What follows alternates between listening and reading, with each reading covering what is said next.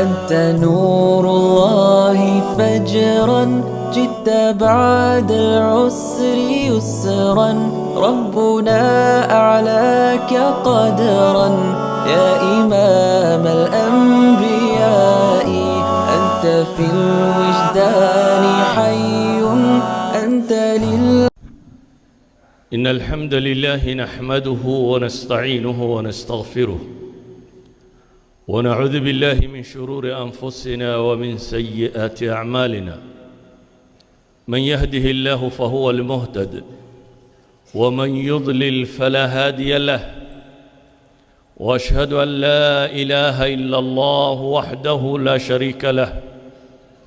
وأشهد أن محمدًا عبده ورسوله يا أيها الذين آمنوا اتقوا الله حق تقاته ولا تموتن إلا وأنتم مسلمون يا أيها الناس اتقوا ربكم الذي خلقكم من نفس واحدة وخلق منها زوجها وبث منهما رجالا كثيرا ونساء واتقوا الله الذي تساءلون به والأرحام إن الله كان عليكم رقيبا يا أيها الذين آمنوا اتقوا الله وقولوا قولا سديدا يصلح لكم أعمالكم ويغفر لكم ذنوبكم ومن يطع الله ورسوله فقد فاز فوزا عظيما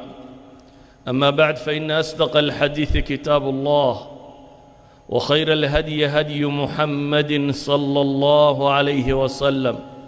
شر الأمور محدثاتها وكل محدثة بدعة وكل بدعة ضلالة أيها الأحبة قال تعالى في محكم تنزيله وجاء من أقصى المدينة رجل يسعى قال يا قوم اتبعوا المرسلين اتبعوا من لا يسألكم أجرا وهم مهتدون أيها الأحبة آيات كائن آخرني من سورة ياسين وقصة كم إذا قصص كربي وقرآنك كجور رميه إلهي سبحانه وتعالى وحكى والرمية مقاله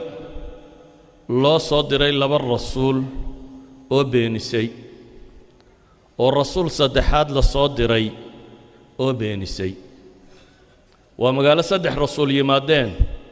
وصدح دي الرسول بالبينيي ربي سبحانه وتعالى وحكى والرمية مركاسي نين مؤمنة ونساق الرسول هين oo aan joogin meesha la isku hayo laakiin ilaahay subxaanahu wa ta'ala qisadiisa uu ka yeelay qur'aanun yutla ila yawm alqiyaamah qur'aan la akhriyo ilaa yawmalinta qiyaamaha waxaad qiyaastaa qof bini aadama oo siiqa nakira ilaahay uu soo arooriyay rajul ba ilaahay ku tilmaamay la sharra wala sifa wax kale oo la raaciyay ma jiro wax taytala ma wato إلهي أنتو الرجل كتل مامي ولبا صيغنا كراء أرورتي أيا رب سبحانه وتعالى من فوق 7 السماوات كسوة وحيودي ننكاسي قصديسة إلهي وحلي وجاء من أقصى المدينة رجل يسعى وحكيمي مقالة هلك ودنبيسة قف قوبت تشوغي ما هين من أقصى المدينة بكيمي با إلهي كسفينيه waxaa kaloo ilaahay ku sifeeyay inuu rajul yahay dadka badh waxay isku mashquuliyaan magaciisa iyo magaaladu jooga iyo waxaas muhiim maaha hadday muhiim yihiin rabba ka warrami laha quraanka qisaskiisu uma qorra sida qisaska bini aadamka loo qoro qisaska bini aadamka waxaa loo qoraa in la horraysiiyo magacyada meesha uu qofku joogay magaaladu joogay waqtigu ahaa quraanku inta badan sidaa uma warramo قرآن وحو تلماما موضع العبرة ماشي أي كتشرته قصة دنت اللي قاليه هاي ساو قاد لهي نكن مقعيسة مشيقين madiinadu tay tahay ma sheegin waxa la yidhi ninkani wuxuu ka yimi min aqsa almadiina magaalada xagga u dambaysa meel fog waliba waxa la inoo sheegay sifada uu ku yimi rajulun yascaa baa ilaahay yidhi ninkaasoo rooraya ordaya naskan qur-aankii wuxuu tilmaamayaa qofkan muslimka ay mas-uuliyadda uu isa saaray ismuu odhanin war 3 rasuul baa la beeniyey adigu maxaad sheegaysaa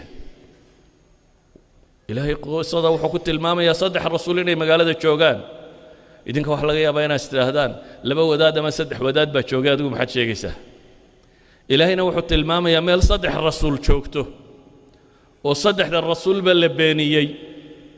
muuquusanin oo ismuu odhan oo rasuul baa la aqbali waayo adiga maxaa laga yeelayaa ee wuxuu dareemay mas'uuliyadda dacwa diintan in mas'uuliyadi ka saaran tahay wuxuu dareemay dadka quluubtoodu inay biyad illaahi ku jirto quluubta bini aadamku waa biyad illaah subxaanahu wa tacaala falsafo badan iyo wax badan uma baahna cidda alla hanuuninayaa kalimaad yaroo kooban bay ku hanuuntaa sidaa awgeed buu ninkani yimi isagoo leh ittabicu almursaliin doorku qaadanaya waa intaa un waa rususha raaca qisada waxyaabahay tilmaamayso waxaa ka mid ah mas-uuliyadda qof kasta oo muslima diintiisa ka saaran dadkii muslimiintii hore bimujarad intimaa'ihim ila addiin kaanuu ducaatan lilaahi subxaanahu wa tacaala markay islaamaan laa ilaaha ila allah muxammadun rasuulullah yidhaahdaan oo nebiyullaahi moxamed calayhi salaatu wasalaam maalin 2 casho 3 maalmood la joogaan kadib waxay qaadi jireen xilkaa inay tolkood diinta ugu yeedhaan cilmi badan uma baahna inaad dadka diinta ugu yeedho waayo diintu usuul bay leedahay furuucda culammadaa dhigta diintu usuul bay leedahay ilaahay waa keliya caabud nebi maxamed waa rasuulkiisa iyo rumee salaad tuko arkaan alislaam waa wada taqaaniin arkaan uliimaanna waa taqaaniin walaslu fi ddiini haada asalka diintuna waa taasi waxa dadka loogu yeedhana waa taasi sidaa awgeed baa saxaabadii nebi moxamed calayhi salaatu wasalaam bimujarad ay islaamaan ayay xilka diintan qaadayeen inay muslim noqdaan oo ashahaataan ayay diinta ku qaadayeen xilkeeda bale nebiyullaahi moxamed calayhi salaatu wasalaam ilaahay markuu ku yidhi qum faandir imise qur-aanka soo degay riwaayaadka qaarkood waxay leeyihiin waa suuraddii 2 oo markaa dhowrka aayadood ee iqra ugu horreeyo qura soo degay 4 suuradood qaybahooda u horreeya ayay kullulmufasiriin isku waafaqsan yihiin inay yihiin qur-aanka intii u soo hordegtay waa iqra bismi rabbika aladii khalaq aayaadka ugu horreeya iyo yaa ayuha almudathiru qum faandir yaa ayuha almuzammilu qum illeyla ilaa qaliila nuun waalqalami wamaa yasturuun 4 suuradood bay mufasiriintu kala horraysiiyaan ayan kaanad xataa haddaad tidhaahda 4 waa tii u dambaysay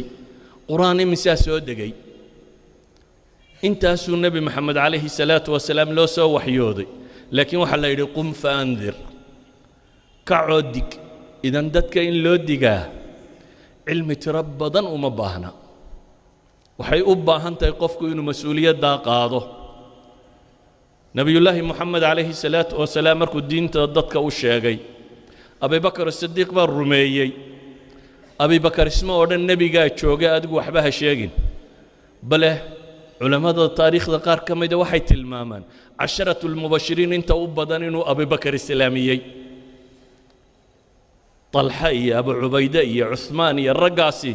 miisaanka abibakar bay ku qorayeen abibakar baa intuu islaamiyey nebiga u keenay calayhi salaatu wasalaam idan xilka diintu wuxuu saaran yahay qof kastoo muslima waxaanu ka saaran yahay diintan ilaahay inuu qaado oo dadka gaadhsiiyo nebiyullaahi moxamed waa aakhiru rasuul nebi ka dambeeye rasuul ka dambeeya lama soo dirayo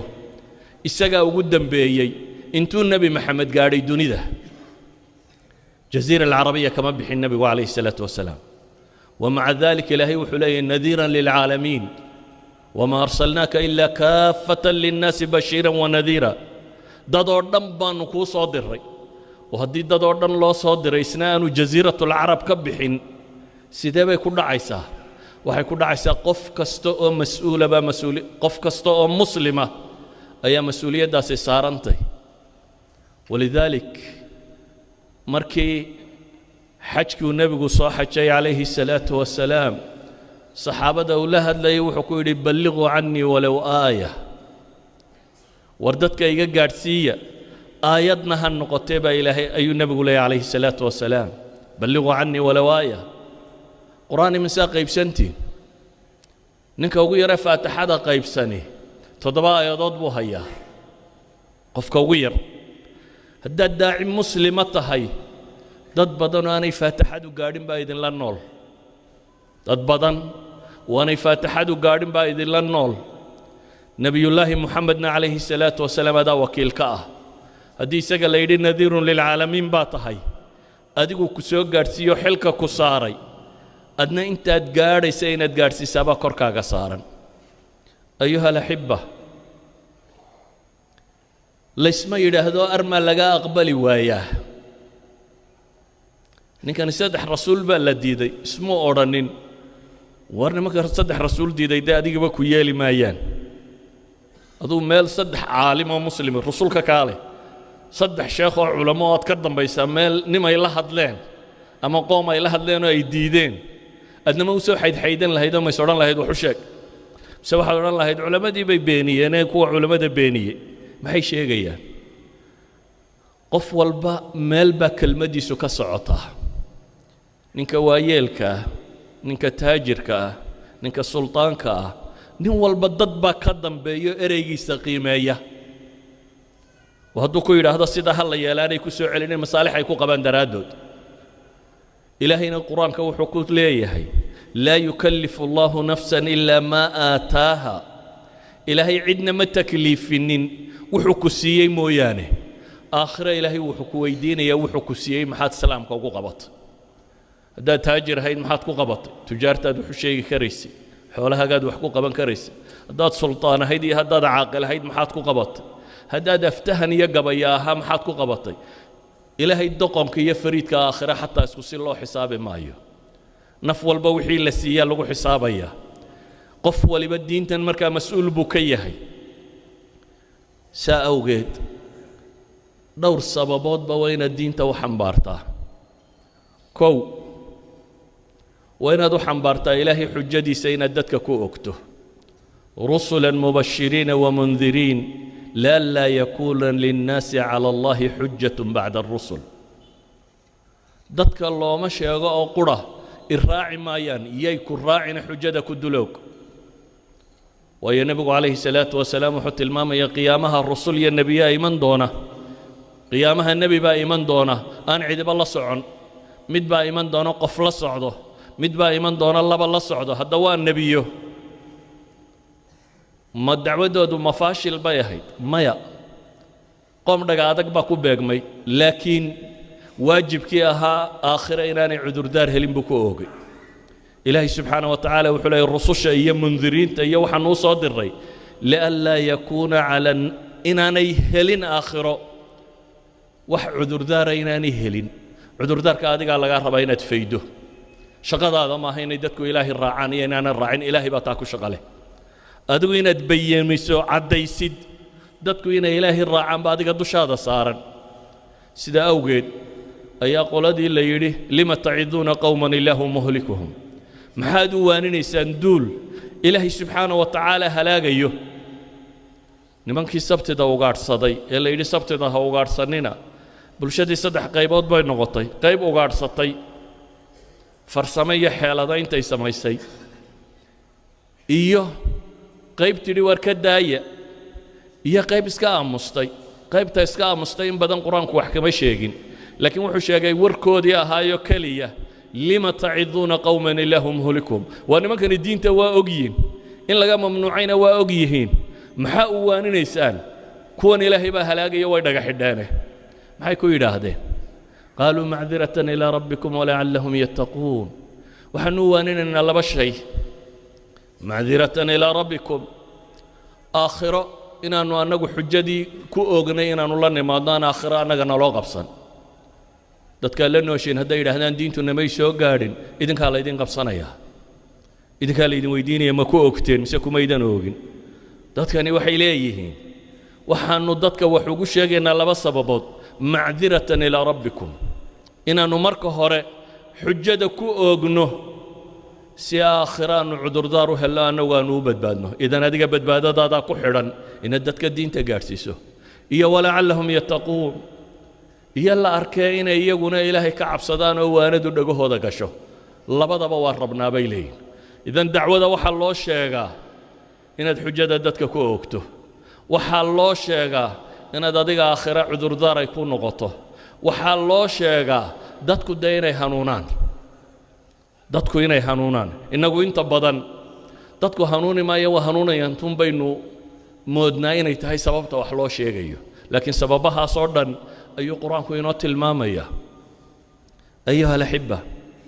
ninkani mas-uuliyaddaasuu qaaday ah inuu magaalada halkeeda u dambaysa ka yimaado isagoo weliba rooraya warka uu sheegayaana waa kooban yahay ittabicu lmursaliin buu leeyahay ittabicu lmursaliin taariikhda islaamiga marka laga warramo in badan kutubu taariikh waxay ka warramaan kutubtana taqaaniina taariikhdu inta badan taariikhu ljuyuushi waalcuruush bas boqorkaasaa joogay boqorkaasaa bedelay boqorkaa kala qabsaday boqorro iyo futuuxaad gaalaa lala dagaalamay magaalo heblaayaa la furtay magaalo heblaayaa la furtay laakiin taariikh ka muhiimsan baa jira oo dhul kale ku qoran taariikhi fatxi alquluub dadka quluubtooda ayaa furtay caalam alislaami min mashriqihi ilaa maghribihi dadkan islaamay askartu wax ma islaamiso askartu magaalay dumisaa ama qabsataa dad bay xoog ku qabsadaan laakiin yaa islaamiyey dadka juyuushun min adducaat baa islaamiyey dad diin waday oo dadka diin u sheegayo dantoodu ahayd inay dadka diinta gaadhsiiyaan dadkaasi in badan oo ka midi waa aljundiy almajhuul waa dad aan taariikhduba qorin misaalo basiitaan ku siinaya caalam alislaami niman tataar la yidhaahdaa jebiyey magool tataar bariga fog bay ka soo bilaabeen jayna agagaarkiisa dabeetana muslimka dowladihiisii oo dhan waa soo jebiyeen ilaa iyabay soo gaadheen falastiin markay marayeen dhexdeeda ayaa muslimiintii masar joogtay is urursatay oo jebisay muslimiinta masar zaxfigii unbay joojiyeen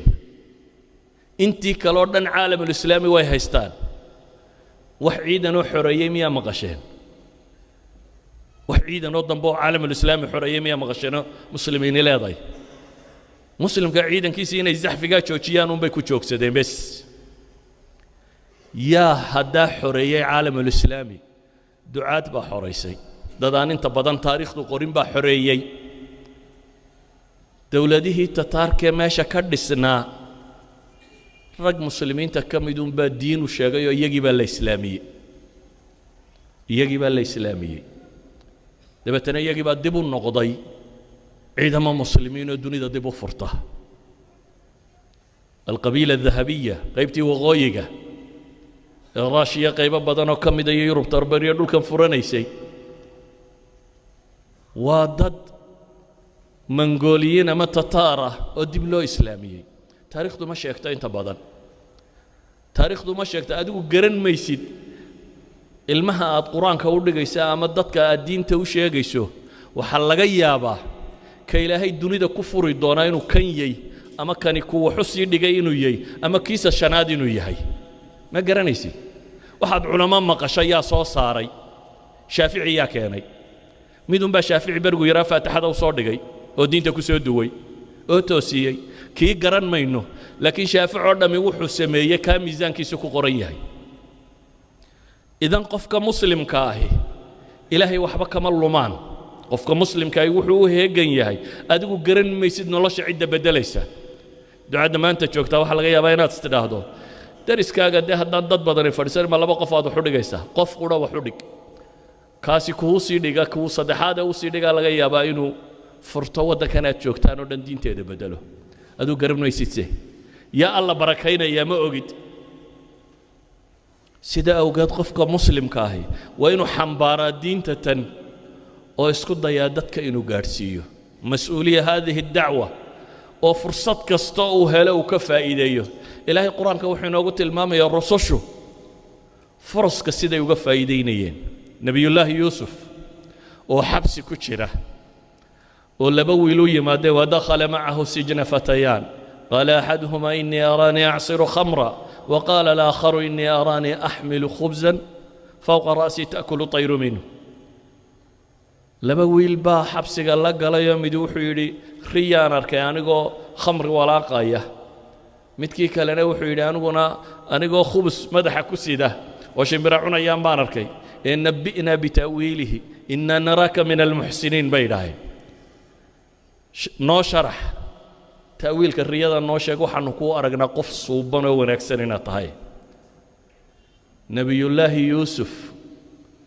انت أنو الرياضة ودو الشرحي وحو كبلا بينو يسوي سو شرحي يوحى آمن سيء يدين الرمي سيء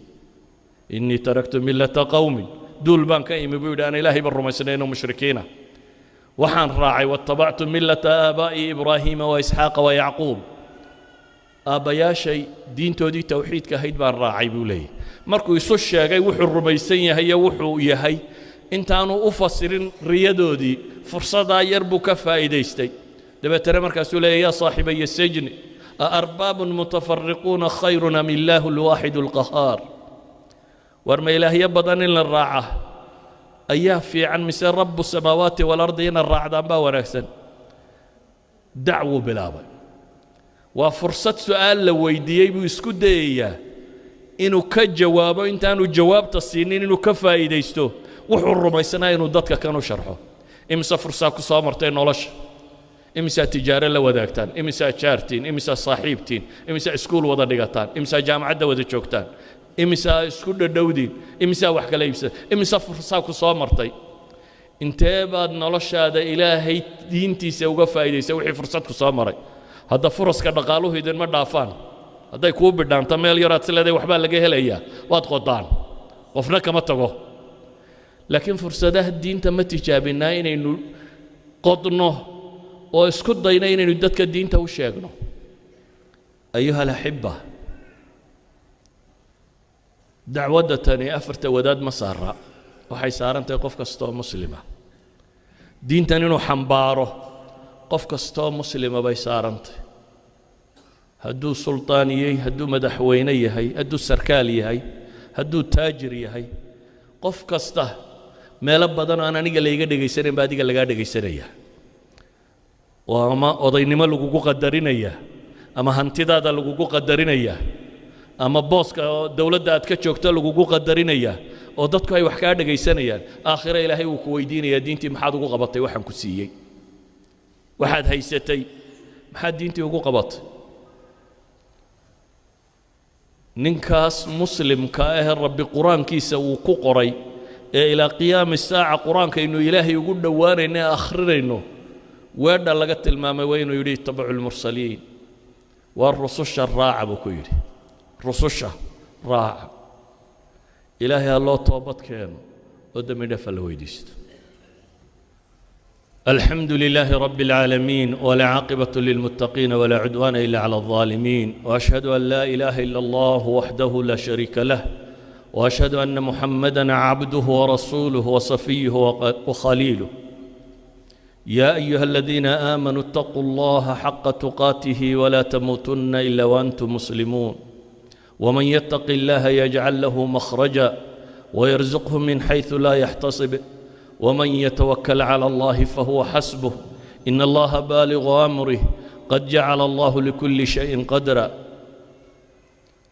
ورضي الله عن أصحاب رسول الله أجمعين أيها الأحبة إلهي سبحانه وتعالى قصة نكاس وحين وقت المام اتبعوا من لا يسألكم أجرا وهم مهتدون والراعب يريد أن أجرد ويدي سنين هاي علماء يراهدان أحسن وسيلة للدعوة وإناد قفك الدنك لهين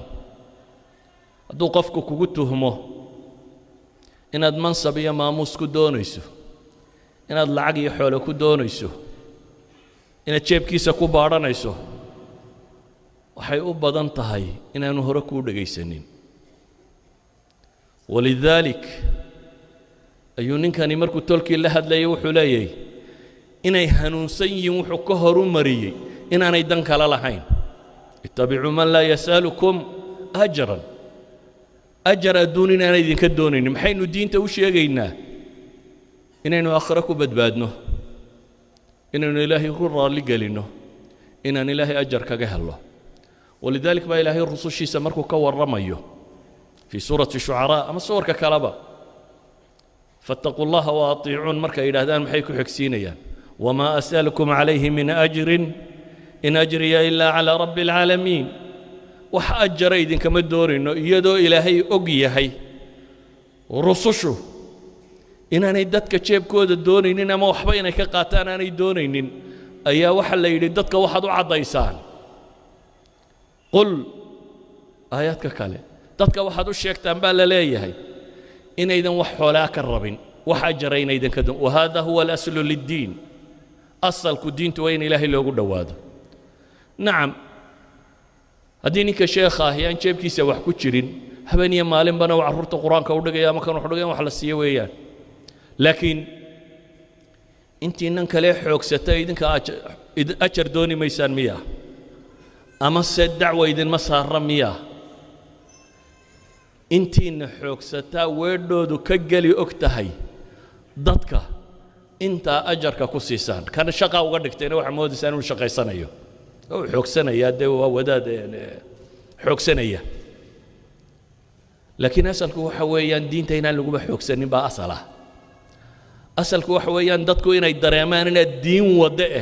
inaad jeebkooda baadhanaysa inaanay moodin asalku waa kaa asalku waa inaad waxaad sheegaysa janno ku raadiso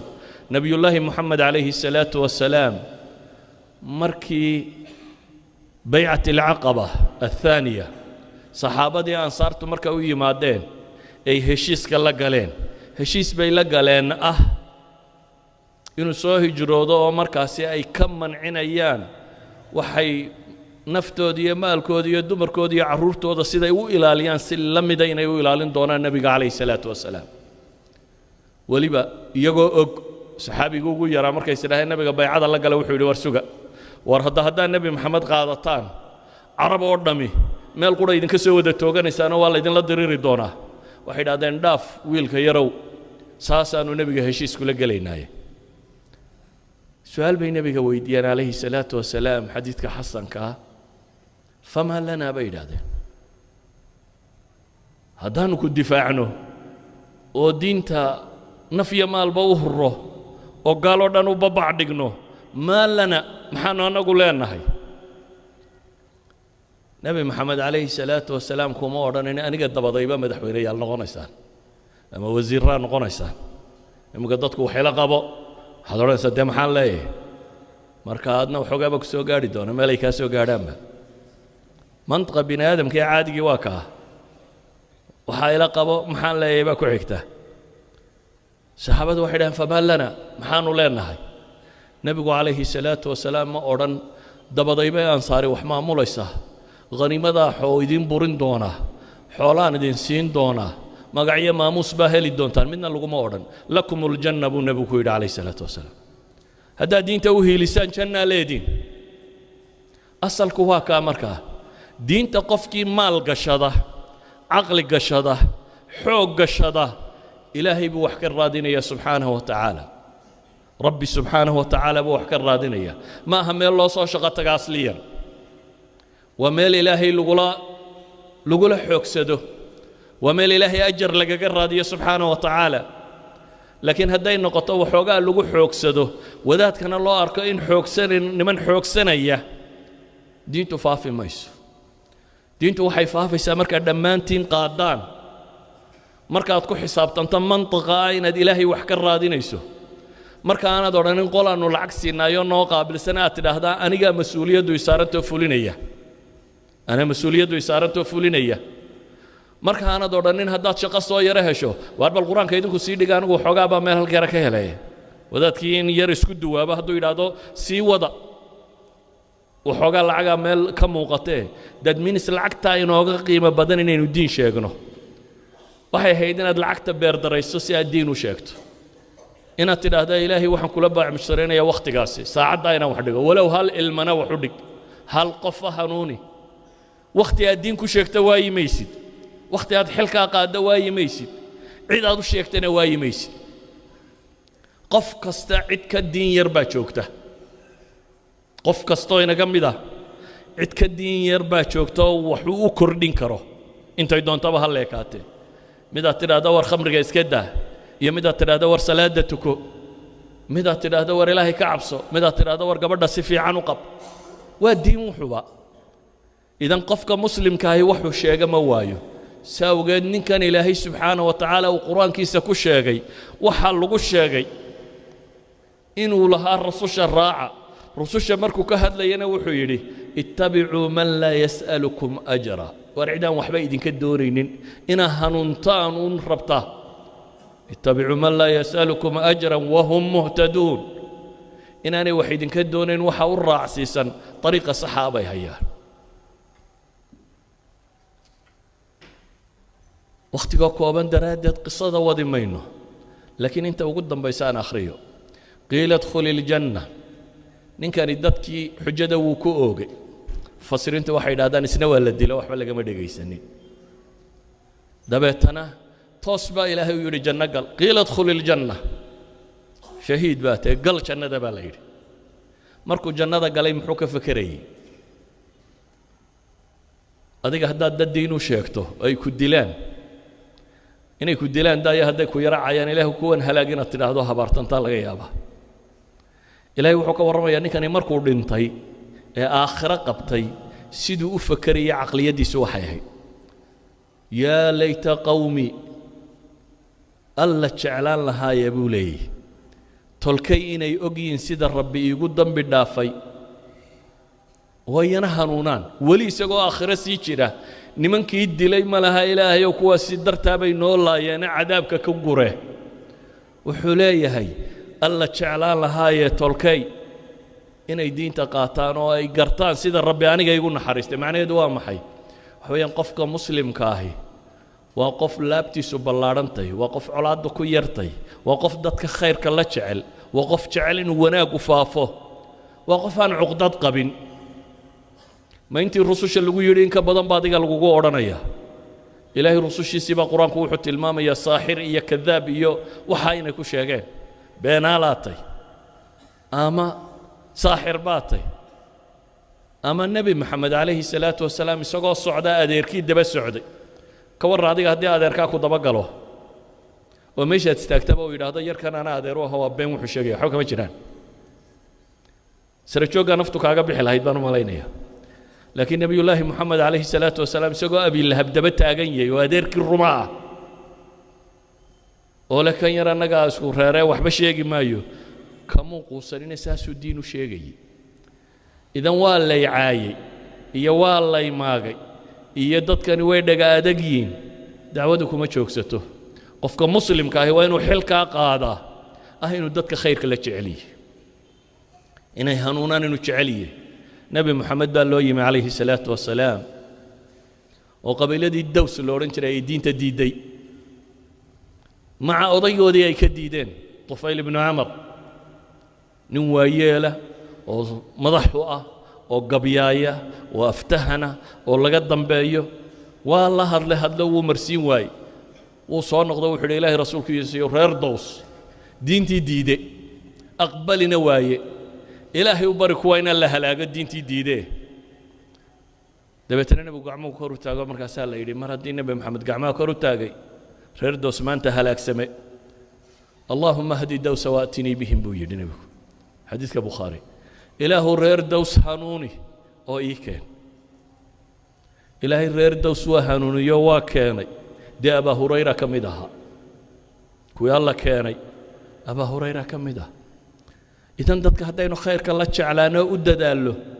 ku xisaabtami mayno iyaga caydooda iyo maagistooda iyo colaadooda iyo waxay samaynayaan waxaas ilaahay baad ajar kaga helaysaa ku xisaabtami mayno ilaahay ninkaa wuxuu qur-aanka ugu sheegay baynu leenahay shaqadu qabtay daraaddeed hadda iyadoo aan la aqbalina la dilay ninkan dad badanoo hanuunay oo uu hanuuniyey qur-aankuma sheegin